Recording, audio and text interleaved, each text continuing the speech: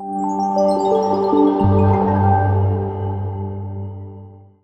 my name is Zach Conder. For the last few months, I've been doing drone wireless surveys. So this first test we did, I wanted to see if my drone is even capable of lifting a surveying tool. In my case, I'm using the Cytos Wave. And I also had to lift a phone, because how do you do a survey if your device is flying away from you and you have to be tethered to it?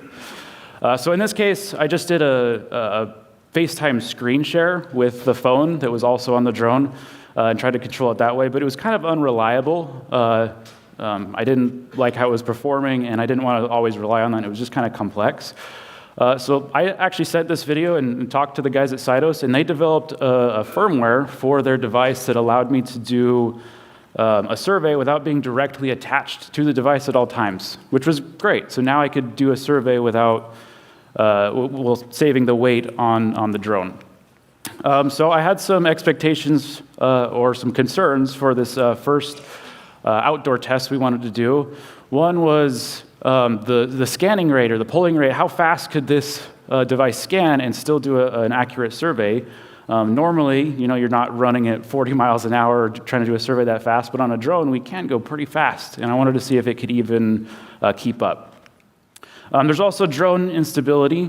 If the Cytos is, or if the surveying tool is, not balanced correctly, or you don't have that center of mass in the right spot, the drone tends to drift off, and then it tries to compensate, and it has issues. So there's some complexity involved with, all the pieces involved to even make this work.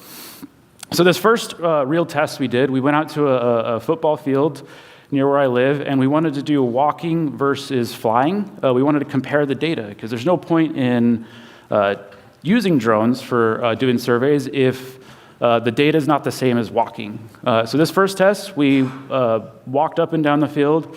It took about 20 minutes to do that, and flying only took about 5 minutes.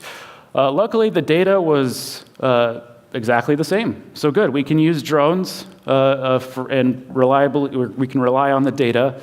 I was quickly learning this was becoming a two-person job, though, because it was really tedious to go from flying a drone to then going to the survey and clicking on the map and then going back to the drone. There's a lot of back and forth. So I recruited Fernay, and he helped me out with that. But also, not a lot of people know when you're flying drones, at least in the US, you're actually supposed to have two people. You're supposed to have a spotter. So I needed a second person anyway. Just in my case, it made it simpler to have someone else managing the survey while someone was flying. I also tried out waypoints. That's another way to make this simpler, is just putting a pre-planned path, hitting go, and then I can manage the survey more easily. But what about flying indoors? That's another application we can use drones for. So you could fly at chest level. Let me go back. Like I am here, but where I think this shines is flying at like 10 feet or 15 feet or however high your warehouse is. We can fly and get kind of what I like to call a 3D survey. So we can map out the data much quicker than before. We'd have to get like scissor lifts, ladders, or scaffolding, or whatever to try to get this data. We can now attach it to a drone, fly it up, get all the data we need. We can also do AP inspections or packet captures, or what I like to call kind of like a 3D or 360-degree point of view from the access point. Like in this case, there's a big metal speaker in the way, and you might not have that perspective down low, depending on how high up the access point is. And like I said, packet captures, we can fly right up to the access point and do our packet captures if it's in a really complicated spot.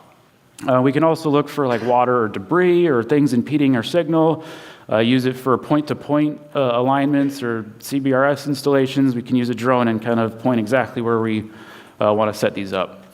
So where and why would you want to use a drone? Maybe you're in a place where there's safety or health concerns. It's too hot or too cold or hazardous materials. Maybe it's a logistical place like a shipping yard, and there's robots driving across the ground and there's no humans allowed, and we can use a drone instead. Large open outdoor areas, it really just speeds the process up. Maybe you're at an open pit mine or a football field. We can use a drone and speed up the process, or maybe we need to to scan the RF and see what the RF levels are in places that were previously maybe impossible to get to. We can fly over and check signal and check for standard power and those kinds of things. I work in the oil and gas industry, so a lot of operational technology, so I can use my drone for some network design, fly a drone up to a spot and kind of see all the IoT devices that might be connected.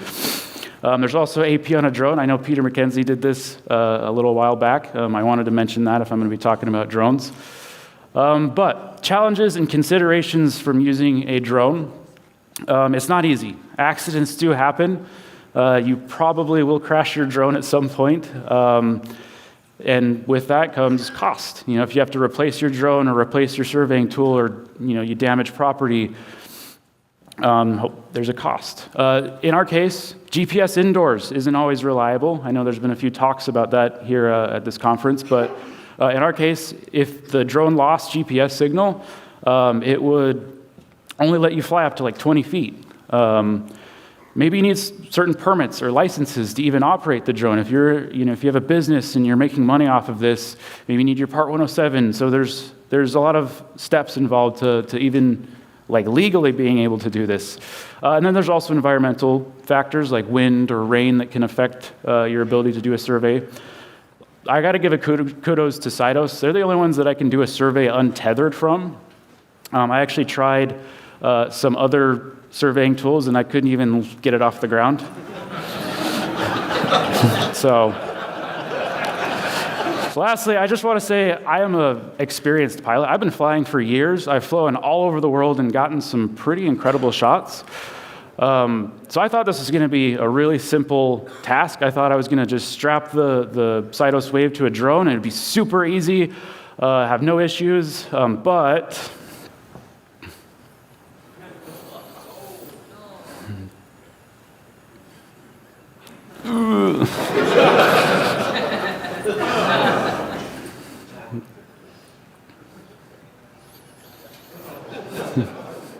so I had to relearn how to fly. So thank you, everyone. That's doing wireless service with the drone.